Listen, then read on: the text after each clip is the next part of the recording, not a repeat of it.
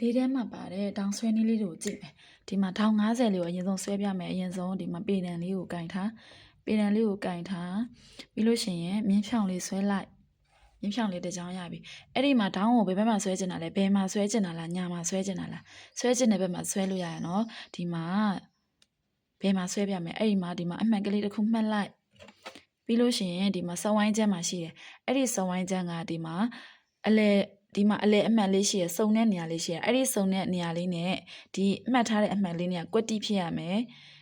ကွက်တိဖြစ်မနော်အဲ့ဒါလေးကွက်တိဖြစ်ရမယ်ပြီးလို့ရှိရင်ဒီမှာမြင်းဖြောင်လေးရှိတယ်အဲ့ဒီမြင်းဖြောင်လေးနဲ့ဒီအောက်မှာရှိတဲ့ဒီစဝိုင်းချက်မှာရှိတဲ့ဒီအမဲရောင်ကြောင်မြင်းဖြောင်လေးအဲ့ဒီမြင်းဖြောင်လေးနဲ့လည်းကွက်တိဖြစ်ရမယ်ဒီမျိုးလေးဖြစ်မယ်ဒီလိုမျိုးကြီးဆောင်းဆောင်းချင်းမဟုတ်ဘူးနော်ဒီမှာဒီအမဲကြောင်နဲ့ဒီအမဲကြောင်လေးကကွက်တိ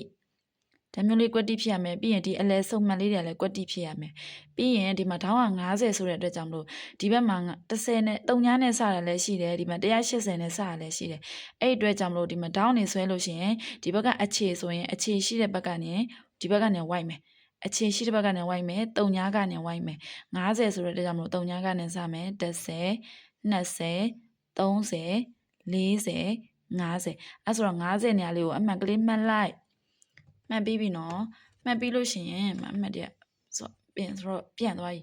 အဲ့ဆိုတော့ပြီးလို့ရှိရင်အဲ့ဒီအမှတ်ကလေးဒီအပေါ်မှာရှိတဲ့အမှတ်နဲ့ဒီအောက်မှာရှိတဲ့အမှတ်ကလေးကိုဒီမှာဖြန့်ဖြောင်းလေးဆွဲလိုက်အဲ့ဆိုလို့ရှိရင်ဒီမှာဒေါင်လေးရသွားပြီ50ဒီကလေးဒေါင်လေးရသွားပါပြီအဲ့လိုလေးအစင်တိုင်းလေးဆွဲမယ်နော်အစင်တိုင်းလေးဆွဲလို့ရှင်ပို့ပြီးကြမှာလွယ်ပါတယ်